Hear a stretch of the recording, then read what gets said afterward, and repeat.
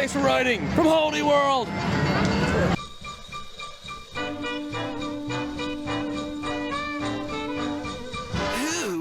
Welcome to the Thanks for Riding Holiday World extravaganza. The boys are going to talk all about my favorite park, my home, Holiday World in Indiana. Don't forget Halloween. And Thanksgiving. Thanks for visiting my park, boys. Do you want to come back to the Big Fun Cottage? All the elves wear nothing but overalls. I mean nothing. You want to see my North Pole? No. I said put it away! Okay, maybe next time. Merry, happy Thanksgiving! Ho, ho, ho!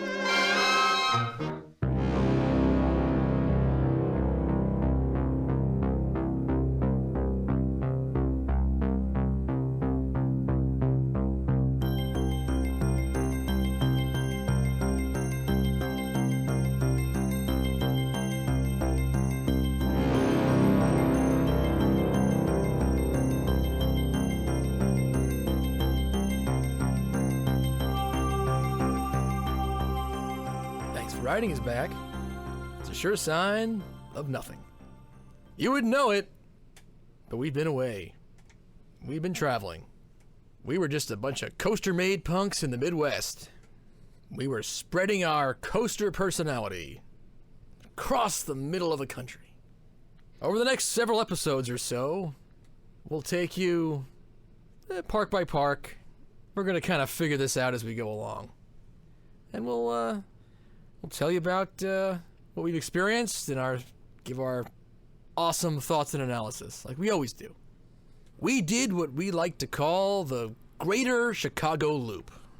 There's the Chicago Loop in Chicago, and then there's that larger Chicago Loop that really encompasses the heart of the Midwest. And that's what we did. We flew into Chicago. We rented a car, and we did a loop through Indiana, touched down in southwestern Ohio. We clipped the top of Kentucky, back through Indiana, back through Illinois to St. Louis, and then completed the loop from St. Louis and a drive back to Chicago. So that's what we did. So about halfway through that loop, we found ourselves in a little town called Santa Claus, Indiana. I don't know the history of this town, to be honest. I don't know how it got that name. Never really thought about it much. But there's a park in that town. And it's called Holiday World. Friendliest park in the business. And it just might be. We definitely got some friendliness while we were there. We definitely did.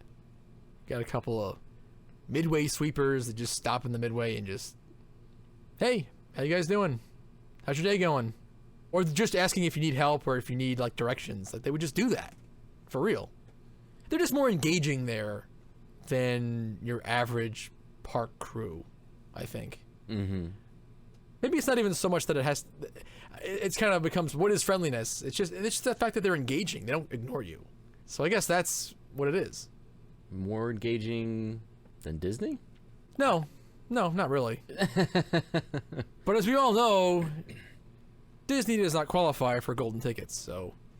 Yeah. With the exception of whatever bone they throw them. Oh, Illuminations they always get. Yes, Illuminations is the... But besides that, nothing else counts. Those restaurants in Epcot, gourmet 5-star restaurants in Epcot, those don't count. Disney's brand of friendliness, and that doesn't count. That they're world renowned for. Yes, or the cleanliness, or any of that good stuff. The theming.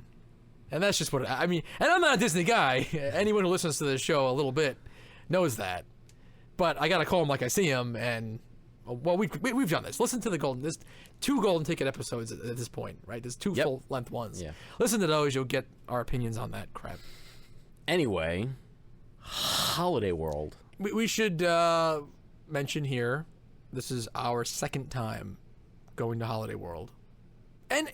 The more I know for myself, the more I travel around, the more I realize how important it is to establish the place in time where you went somewhere, because we did an episode Most recently on Thunder Road, we mentioned that, and we talked about it. We did mention that it was 5 years ago when we were there.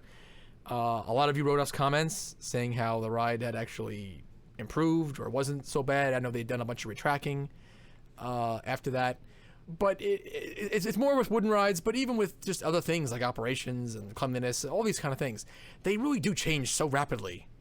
So I think it is important to always mention when we did something and what the experience that we're pulling from, because someone out there may have had a very different experience if they did the same park, the same rides, just other dates and time. So we went to Holiday World in 2007, and that was the one time we were there. And then this is the second time we went. They put in a brand new ride, brand new B&M wing coaster, launched B&M wing coaster called Thunderbird. I think we were looking forward to it. I think we were very excited, especially about the launch aspect of the ride. Yeah, well, I was looking forward to Skyline Chili too, but sometimes those things just don't turn out all right. Well, Thunderbird was definitely better than Skyline Chili. Okay. So how did this Ford ride pan out? It was manufactured by Ford, right? Yes. I mean, it must be. It's the first Ford roller coaster. Why do they do that? That really just bothers me. Well, I know. Yeah, you mentioned when we were there, that would be funny if the ride was sponsored by Ford. Really would be a Ford Thunderbird. It should be. It should have been. That is just too. It's too much of an iconic car name. Yeah. And I mean, I'm gonna be thinking that, and so is most of the people that are gonna be there are gonna be thinking that. I don't know why you do that. Probably, yeah. I guess, I mean, I'm not a car guy at all, and the first thing I think of is Ford Thunderbird when I hear Thunderbird. Yeah, so why did they do that? And what does it have to do with Thanksgiving? Well, there was thunder back then, and birds, I guess. Well, birds existed. Yeah. So, yeah. So it's part of the Thanksgiving land. Holiday World has just limited themselves to just doing nothing but expanding the Thanksgiving land endlessly into all the land they have to expand into. Yeah, Thanksgiving has become now a very large land. I think I'm sure if you calculate the acreage of just the park, I'd say Thanksgiving has to be about half. It's very large. It's probably like 50% of the land of the park, if not more, maybe 60%. And to get back to Thunderbird, it's a real long walk to get back there because they built, well, they had Voyage and what is it, the dark ride, Gobbler Getaway or something. Yes. They have the dark ride, and then they have whatever, Tilt-A-Whirl. Gobbler's Knob. Gobbler's Knob. That's what I always think of, but yes. Yeah. It's Gobbler Getaway. So that was like phase one. Then they put in that giant Intamin Shoot-the-Chutes that Pilgrim's Plunge. That expanded the land, going further back into the woods. Another step back, yeah. And then they built Thunderbird beyond that ride, the Intamin Shoot-the-Chutes that's now removed. But they didn't put it in place of the Shoot-the-Chutes. For some reason, they left that area alone. The tower, all the elevated parts of that ride are gone, but the concrete trough is still there. And the station. And the station, yeah, is just still sitting there. I was very shocked to see that. I honestly thought, because of the way it timed out, they closed that Pilgrim's Plunge, and I thought Thunderbird was built on top of that same spot. I didn't realize they left that alone and then went even further back. So yeah, you got to walk. So they took on the Hershey strategy of let's just keep building things in an endless line of making a dead end. Yeah.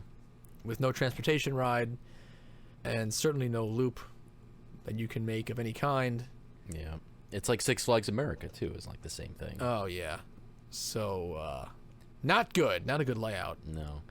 But they did put some food by Thunderbird. Well, yeah, because they figured you'd be hungry by the time you got back there. Yeah. And it is very nice. It was above what they normally do.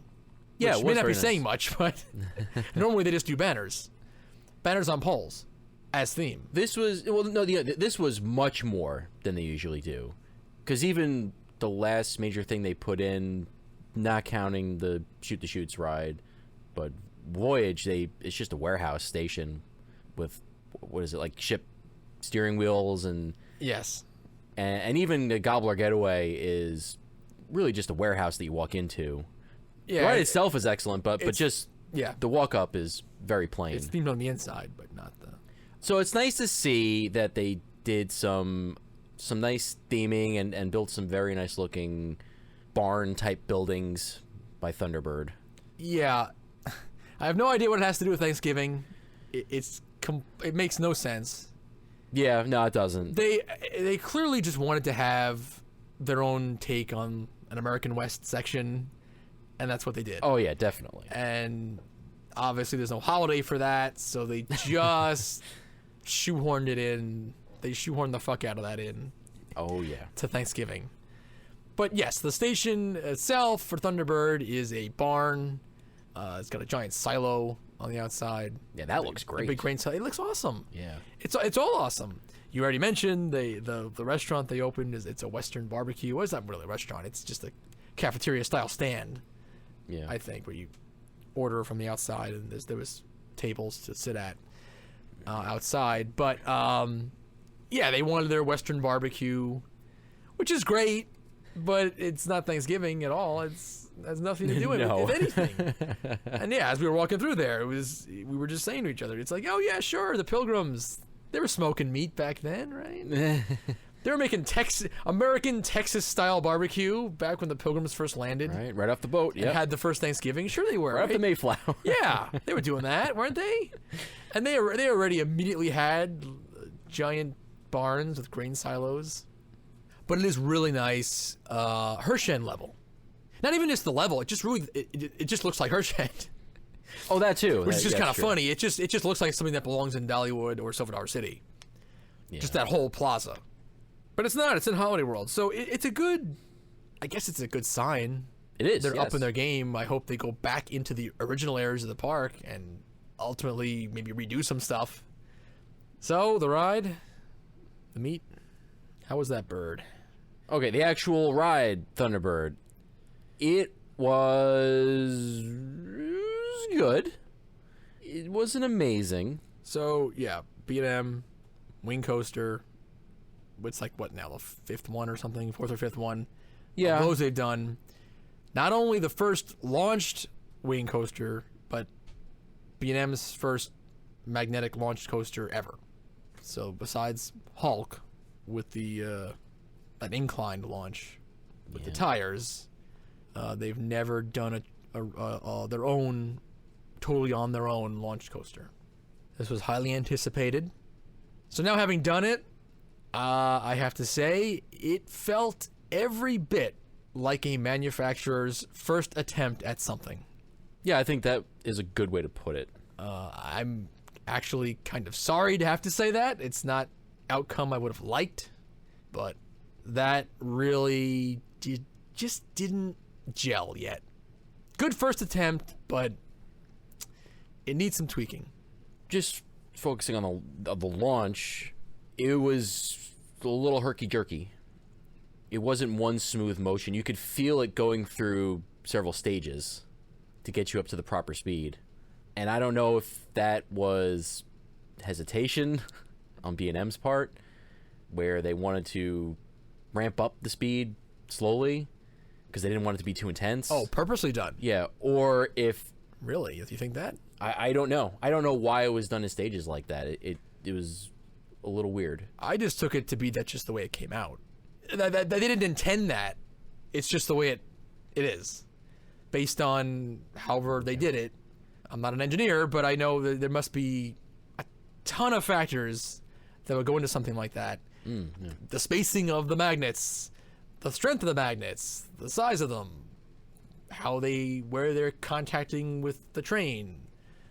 You know, all these things, I'm sure, there's a ton of factors, and you change little things by half an inch here, quarter of an inch there, and I'm sure it would tweak all that stuff. So I just kind of feel like I'm sure they wanted to do a smooth launch, and it's just sort of the way it came out. And it got to a point that it was just, okay, this thing's ready to open, we're done tinkering, we have to hand it over to the park, I guess this is as good as it's going to get. And it just gets to that point where it's like, all right, this is it. Yeah. Holiday World's saying they're happy with it, so we're going to just sign off, and that's it.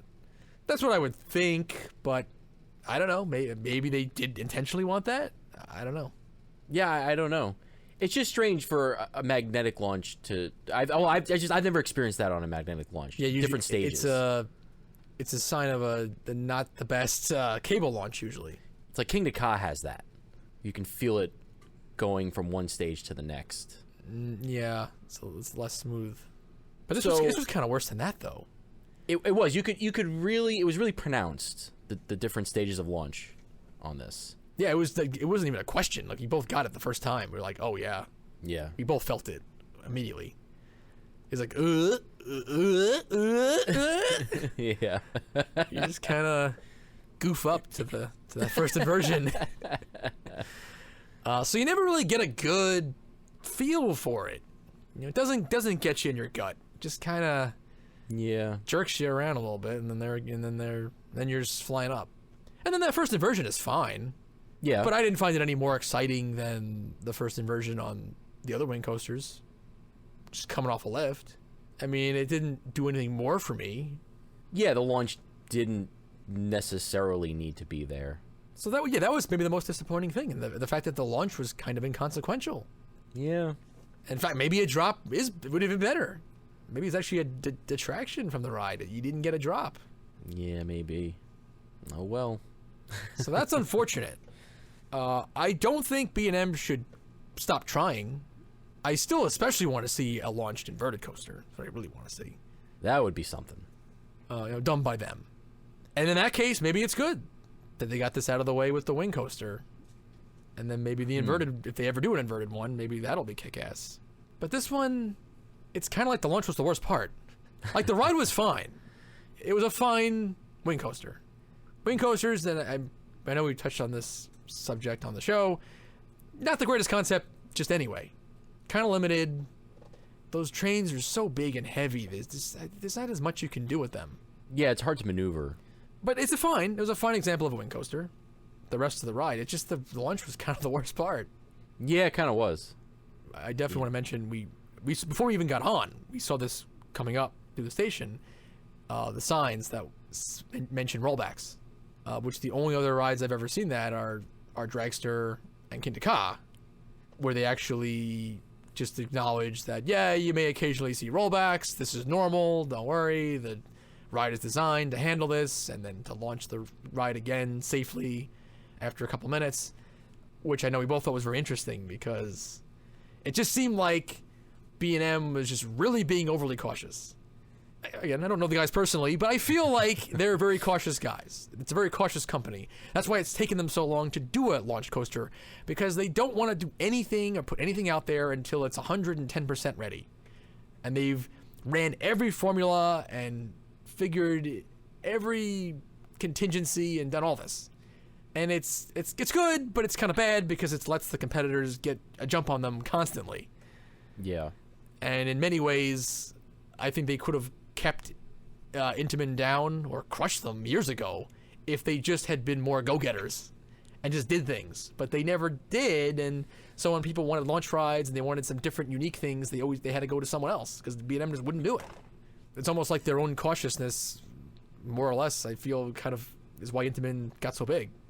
And I felt like it was just them being overly cautious again. Like, it's kind of like it's only like a 50-mile-an-hour launch, and it's magnets.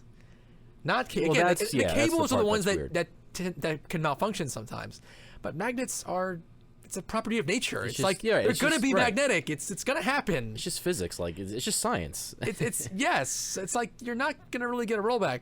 And it only was going up like 100 feet or something. The whole thing was so reserved.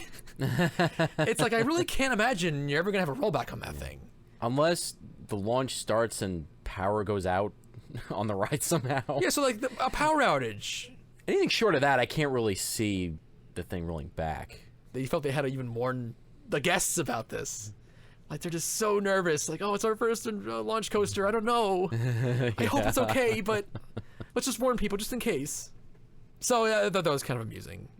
And then the only other thing is, and this is not B&M, it's what the park did with the launch. What, the flash bulbs? And, Paparazzi. Yeah. Whatever the hell it is. Yeah, I think they put a little smoke, a little fog, but, you know, the barn door is, like, wide open, so it doesn't add anything to the ride. I don't know what it's supposed to be. Rock and roll barn or something? Well, It's got like concert lighting or something? I don't know what's going on in there. No, that's the thunder. I know, it's supposed to be Well, light. it's It's lightning, It's but- the lightning. It's like the only time that could possibly work is at night. The trains on this are short.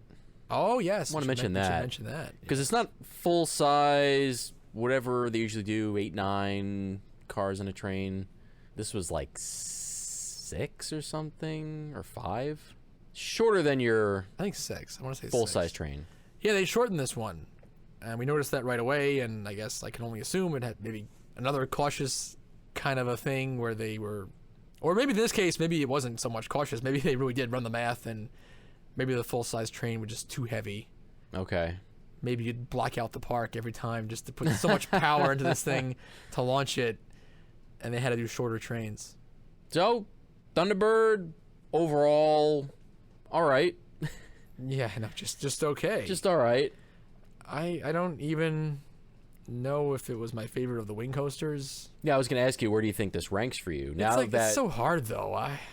So we've done Gatekeeper at Cedar Point, X-Flight at Six Flags Great America, and now Thunderbird at Holiday World. Yeah, we have not gone on Wild Eagle yet. Stay tuned, kids. It's so hard. I don't know. They all kind of blur for me. It's almost like all three could just be put end to end to end. It's like one ride. I don't know. Yeah, I get that.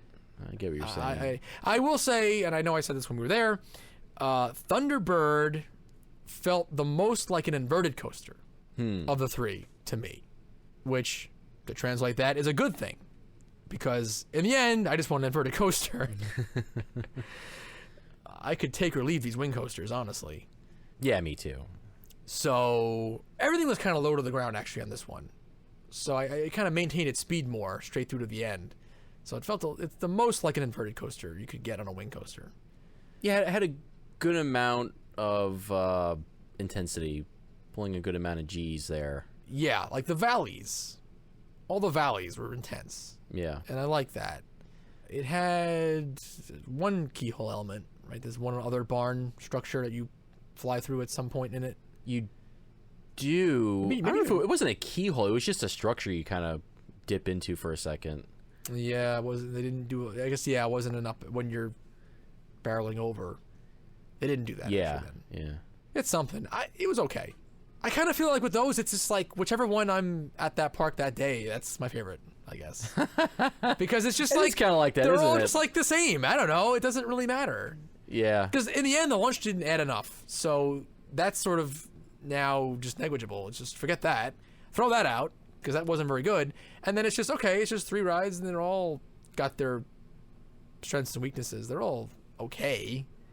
I don't hate any one of them. Did you feel any different, Druzer? It's like I want to say Gatekeeper is the best one, but I don't really know just because it's the biggest. And that one has 2 keyhole elements, I think. Going through the entrance. Which I think that's the best part of both Gatekeeper and X-Flight. This one might rank 3rd for me between those 3. Oh, wow. But that's not really saying much because of what you just said. It's like not. they're all kind of the same, so it doesn't really matter that much. It's just so hard to get excited over any wing coaster. Yeah, it's a shame. Stop making them, guys. Stop ordering them. I guess. Yeah, that's right. God, you parks, stop ordering them. Even though Thunderbird isn't great, it's a good sign, I think, because at least they're moving away from just nothing but big wooden coasters. It's a change. It's a change of direction for this park. It is their first major custom steel roller coaster. They've been stuck on wood for as long as they've been in the coaster game. Their wooden roller coasters are pretty famous. One in particular, the first and smallest one, oddly enough, has the most acclaim. Not anymore. No, I think that hasn't been the case for a pretty long while. Am I living in the past? I think so. All right. No, Voyage is very well known. Okay. And has been ever since it opened. How long ago was I think it was 2006, I want to say that opened. Something like that, yeah. But up until Voyage was built, yes, Holiday World was known for the Raven. People didn't seem to take to Legend, I guess. That was that really was the middle child. Yeah, of that park. That's funny. It's forgotten. Yeah, Holiday World has always been synonymous with wood roller coasters. And they've had a lot of success with that. I can understand why they stuck with it for a long while. For the full trilogy. Yeah. They did a whole trilogy with that. Because Raven, everybody loved Raven. Nobody really cared about Legend, but everybody loved Voyage. So why not do more? So it's good to see that they tried their hands at a steel coaster.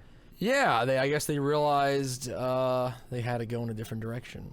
I guess even they were getting tired of the same or a very similar experience with these wooden coasters. Well, yeah, I mean, after Voyage, what else were they going to do? They just kept going bigger. Yeah. But it got to the point where, what else are they going to do? It's good to see the steel, and I really hope they just do more steel. Yeah, that would That's be what they good. should do. I mean, you've got 3 Woodies already. Right. Keep calling B&M is what they should do. Yeah, get the whole B&M line, one at a time. So yeah, it's.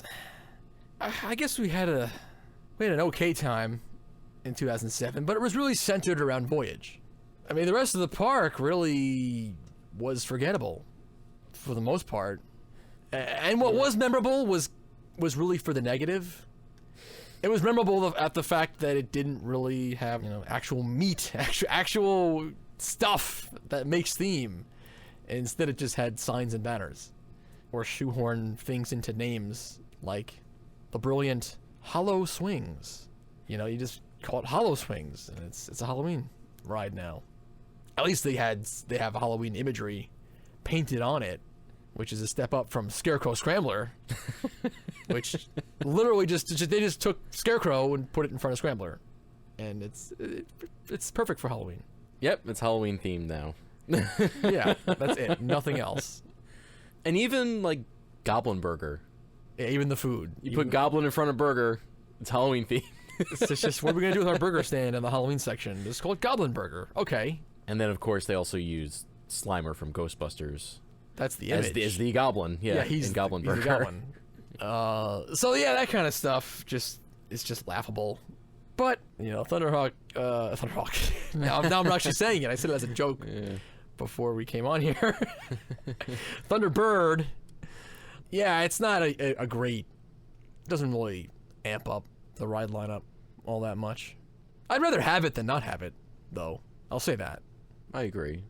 That ride alone is not making me want to go back to that park. The problem is really when you're there for a day or half a day, it's just you do one of those Woodies, and then you go on the next one, and then there's a third one. It's just the same ride, just bigger and faster each time. And so I know for myself, I just suffer from fatigue. By the time I ride the third one, and then I try to compare them, or it's just, I can't. It's just too much of the same thing. So that's the problem there. What was really disappointing this time is how much I don't really care for Voyage anymore. That was kind of a downer because, yeah, when we went however many years ago, loved it. It was probably, my number 2 wood right behind El Toro. But now it's like not even top 10 for me. Wow. It's just a big dumb ride. How the mighty have fallen. It's just a lot of noise. I think that's actually what you said, Brian. Yes. It's kind of just a lot of noise. It really tries hard to impress, but ultimately is kind of a hollow experience. It's just kind of annoying to ride. That's how I felt anyway. You were really down on it. I was disappointed because it was better in my memory. I didn't get as down on it as you did. I still think it's okay. For me, I think it really is a victim to all the other rides that have opened since that ride opened. And just going back to that ride, it just didn't impress me the way it did 8 years ago. It came off, like not thrilling enough. And I really, because I had it in my mind that this was like the badass of all badass wood coasters. And I think that kind of, it's the mindset. I had built it up too much in my mind over the years, and then I think that kind of partly ruined it. I was expecting too much out of it, I think, by the time I got back on it. And when you expect the most incredible, mind-blowing thing ever. It's hard to live up to that. Yeah. So that was a big problem. It was kind of a more of a reality check. It was like seeing it for what it really was. Like, oh, it's like, it's good, but it's not great or anything. It's just kind of, it just didn't impress. Yeah, well, what was really interesting was we rode it in the front. Well, first ride we rode in the back. And then the second ride we rode in the front. We thought, let's try in the front. Maybe it'll be really cool.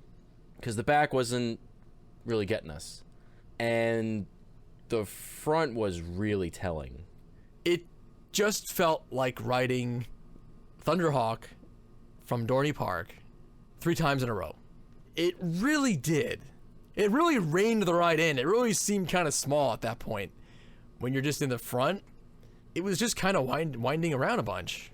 Nothing happened up there. And that may have been, we didn't ride in the front 8 years ago, so it may have always kind of stunk in the front. I don't know. But it's funny that we tried that because the point was we were trying, we wanted to like it. We wanted to love it. Oh, Again, like we did the first time. So we gave it a shot. We kept going on. Yeah. We even tried the front. We waited a little extra for the front, and it still didn't deliver. No. And there was something weird going on. The back, I don't know if they took the back car off because the back 2 rows where you would board in the station just had garbage cans in front of them, and the train didn't line up with them. So did they remove a car? I don't know. I don't remember reading about that, but if you know, write us. Yeah, let us know. So I don't know if that had something happen. Was it too rough in the very last car? But it wasn't that rough. That was the funny thing too. I didn't get all that banged up in the back. We rode the very back a couple times. You don't get banged up, but it definitely like shakes you up though. All right, it's very shaky, but doesn't hurt. No, it doesn't hurt. But it's like it's trying to get your attention really badly. Look at me, I'm trying to thrill you. It's yes, it's another thing I said that day. It's like it's the jock trying to impress his girlfriend. Yeah, it's kind of like that. It's something like that. It's just really big and loud, and it goes on for a really long time, but it kind of lacks substance. Yeah, it lacks finesse. It doesn't. Yes, there's no grace at all. That's the thing. Yeah, it's not a thoughtful ride. Yeah, it's actually very comparable to the Beast. Oh. Now that I think about it, which is a ride that I don't mind. I like it for what it is, and I guess I have to just switch gears and just accept that Voyage is another Beast. Okay. And you go into it with that mindset, I think it's fine. But I know I can't think about it anymore as a top 5, one of my best favorite wood coasters. One of the most kick-ass rides ever made, because it's just not that. And the fact that it's not in an awesome park like Kings Island, like the Beast is definitely an issue then. When you go there... Yes, that is. And it's like, I don't know. I guess it's going to be at least another 8 years before I go back. So that was unfortunate. And then actually, I know for myself, I actually enjoyed the other 2 more this time. Yeah, funny enough. For whatever reason. Because last time I was all about Voyage, and it was like, all right, Raven, great, got the credit. Legend, all right, great, got the credit. And this time, after Voyage was disappointing, I was able to give a little more thought to those other 2, and appreciated them a little bit more. I appreciated Legend a lot more, actually. Yes. That kind of came off as the best one. That was right. Of the 3. Of the 4 coasters they have now... Well, the 3 Woodies, but 4 total, yeah. 4 total, yeah. I like Legend the best. That's actually a kick-ass ride. It is. Which I don't remember it being, but it is. It's really long, and there's a lot to it. Yeah, it's very long. It's a ride that it just keeps going. You think it's going to end, but it just keeps going. It's actually a pretty exciting ride. I don't know. If this ride just existed in an open field, I'm sure I'd be able to get a better handle on it. But even still, it might just be sort of a confusing layout as it is.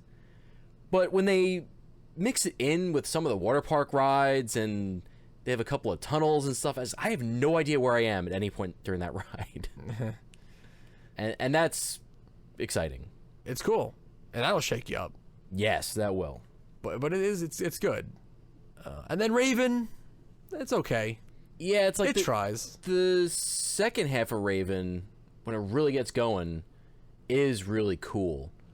But it's such. But the thing is, Raven is like a half a ride to begin with, so it comes down to like a quarter of a full ride is pretty awesome. It ends at the wrong time. It really, it's like just really getting good, and then it comes to an abrupt halt. Yeah. Which is the downfall of that ride. I was able to see it a little more. I still don't fully understand why it was considered like the best thing ever made back in the early to mid 90s. Yeah. When it came out. But I did see it a little bit more though. For me it was kind of like Boulder Dash light. It was kind of just started to approach that where it's through the woods and it's just some of that similar crazy thing. But Boulder Dash exists and it does it a lot better. Yeah. It's a longer ride and it accomplishes that a lot better. So as soon as Boulder Dash opened, everybody should just forget about Raven, really. Yeah. If they were being honest. but you hold on to things in your mind and you don't go back right away, and so it's just gonna stay that great thing in your mind. That's just how things work. And then Legend, for me, a good comparison I thought I made was Villain. Yeah, which it was I kind of villainous. Didn't realize it was kind of like not as mean, because Villain just tore you apart. Especially in the back, yeah. Oh yeah. No, I remember the last couple times riding Villain, or at least the last time, I didn't want to ride the back car. You wouldn't go in the back anymore, Yeah, right? You refused. I was like, that's enough for me. Which this didn't have that. We rode Legend in the back car. But as far as the layout, because Villain was such a tight oval, so it's kind of like a looser Villain or a sloppier Villain. We say it's like Villain unraveled. Yeah, that's how I put it. I was trying to figure out how I said it. I know it was clever when I said it. Yeah, it's like Villain unraveled and a little less mean, but that's kind of what it was like. Yeah, but still pretty mean. I don't know. Never really realized it before, but CCI likes underbanking their turns. Yeah, and their do. and their helixes. They really do. I don't know why I never really noticed that before, but they really do. Yeah, that was like a thing they would always go for, I guess.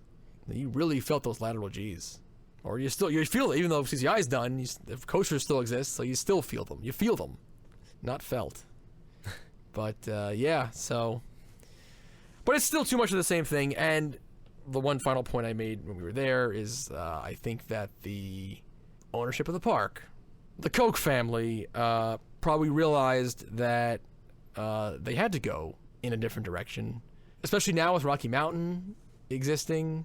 I think we have, or we're about to have, a whole generation that really isn't going to appreciate the rougher, old-style wood. So it certainly is probably not a good idea for any one park to have nothing but that. Oh, There's yeah. certainly no problem with still having that. One, if you're a larger park with a lot of coasters, maybe two. But you don't want to have a whole park where that's all you do is rough, old-style woodies. Because I think as time goes on, you're going to have a new, younger generation that's really maybe not going to appreciate that so much. I mean, I don't know. Time will tell. No one could know for sure. But just a thought I had that I think it could be that the industry is just heading that way. Everything needs to be kind of smooth and worked out. And no one's really going to like those kind of things anymore that much. So it's good that they're moving towards expanding their ride offerings, throwing some steel in there. And we saw a couple of things that I have not seen reported out on the interwebs. And these couple of things were making us think if Holiday World has something big in the works. They're in the process of improving the vehicle entry and parking facilities. But not just improving, because that's one thing, but I would say maybe tripling the size of the parking lot. It just looked pretty dramatic. And we've only been here twice, so we don't have the greatest grasp on what's going on here, so we're not claiming to know exactly what's going on, but it just seemed, based on what we saw, that it seemed like Holiday World is planning an expansion, because I remember 8 years ago when we were there, we parked across the street, and I guess it was just the overflow lot, because there is a paid parking lot on the same side of the street as the park. And we parked in that overflow lot. We got there later in the day, and that was unpaved, just grass, dirt, and gravel. This time, and it's not done, but they're in the process of paving that lot and a ton of other space all on that other side of the road. And the tram, they're really going to beef that up. They're pretty far along, building the whole tram station and tram stop signs. That seemed, I think as we were leaving, I forget how many it was, 5 or something, or 6. It was 6. It was 6. So tram stop 6. So there's going to be at least 6 stops. It's a whole major thing going on. Basically, it was a major regional park size parking lot. Yeah. That when they're finished and all that land is done, that they were flattening and getting ready, that's what it would be. And that's just huge for that park. The way the park is right now, I don't think it could fit that many people. No. It'd be like an hour wait on everything. Even Scarecrow Scrambler would have like a 45-minute wait on a day if all those lot spaces were filled. So it's like I gotta believe that they're planning something big. I mean, one thought is the parking lot that exists, the old original parking lot, on the same side of the street as the park, they could take that over, that space, and expand the park. And then that'll be a new area of the park, new rides. Also, and then they're not going to dramatically change the size of the park, and then they're swapping out. Maybe they're not. In that case, they wouldn't be adding too many more spaces, just swapping them out, which is a possible thing. Yeah, that or keep going with the Thanksgiving thing and why not try and sort of make a loop from Thunderbird back to we figured Voyage it out somehow. It would. Well, no, they could actually wind it around to 4th of July. Oh, 4th of July, okay. Actually, we saw where there still is a huge open field next to the Thunderbird station. Yeah. It's all cleared. I don't know if there was anything there, trees or anything, but it's all clear. It's ready for expansion there. So it looks like those would be the 2 major areas. I mean, the water park, I don't know about that. Yeah, the water park is pretty comprehensive. I don't know if they need to. Yeah. I was remembering the fact that the Koch family was going to purchase Kentucky Kingdom at one point and turn it into Bluegrass Boardwalk, and that whole project that never happened.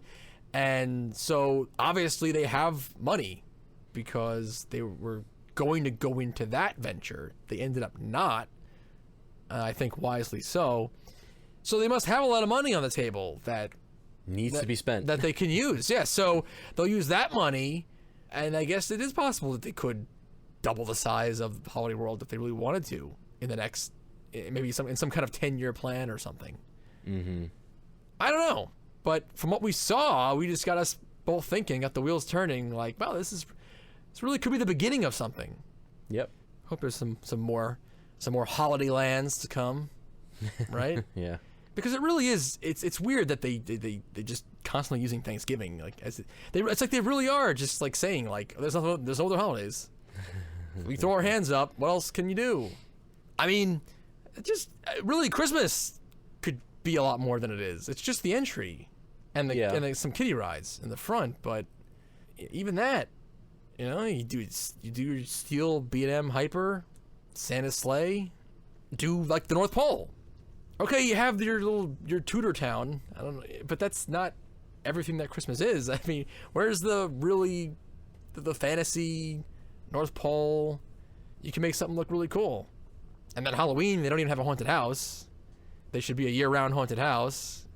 They finally did a dark ride, but they did it in Thanksgiving again.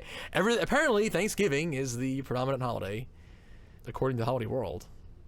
You could do Cinco de Mayo, and then that's like an excuse to have a Mexican-themed area. You do St. Patrick's Day. Yeah. That's an excuse to have some kind of Ireland. So much you could do. Valentine's Day. The Tunnel of Love, right? Oh. Classic. Tunnel of Love. Classic boat ride. No, they're going to do the Kissing Tower. Kissing Tower, like Hershey. Yeah. No, they're going to do what, at least for us guys, what the real Valentine's Day experience really is. It's just going to be the, oh shit, it's Valentine's Day, I don't have a gift yet ride. And that'll be another lunch coaster because it's going to be, you roll into the lunch area and it's, oh shit, It's Valentine's Day. I gotta get a gift. And then it launches. Yeah. And then it's like, stop at the drugstore. Stop at the florist. Stop at the grocery store. So Jump in the shower. And then it's like, and then it ends, and then there's your girl, like, waiting. But that really is what Valentine's Day is for guys. It's just like a rush around. Or you could do the same thing with New Year's Land. Oh, yeah, that's a good one. Where you count down to the new year and then you launch. Yeah. That, on a more serious note again, that actually is a really good one. It's New Year's every day at Holiday Yeah, World. that would be a good excuse for like a nighttime, or a nighttime show event, something or like that, parade yeah. or something. Oh, yeah. where it's always New Year's. A New Year's land. Yeah, great. And it's not like any other park's going to take these ideas. These are really all Holiday Worlds for the taking. Yeah, it really is actually. So it's like, take it or leave it, guys. But there's some great stuff out there. You're just not even trying to think of these things. It's almost like they've gone out of their way. It kind of is. It's a little weird. To like not do these things and instead like shoehorn the shit of like, it's a Thunderbird barn. Well, instead, yeah, they just barbecue. want to do like an American West themed land, which almost every theme park has. Yeah, and is not connected to a holiday. Yeah. So I don't know what else. Secretary's Day. That's Oh. a good one. What is Secretary's Day? Hi, Jan. I got you this plant. And then it's a launch coaster for And you some launch, reason. Everything's just a launch coaster. I've got to make the copies. Yeah, I know. Got to pick up my boss's dry cleaning. Yeah, it's like she's working. It's a Secretary's Day, but it just sucks for her. Yeah. It's just her regular day anyway. Yeah. And the final scene is hell. Yeah. You're dead. Yes. A life wasted. Yeah. Labor Day land. And then it's just cubicles. It's just a giant warehouse with cubicles. And that's it. And it's just like, yeah, life sucks. So that's what we think about Holiday World. It's an interesting little place.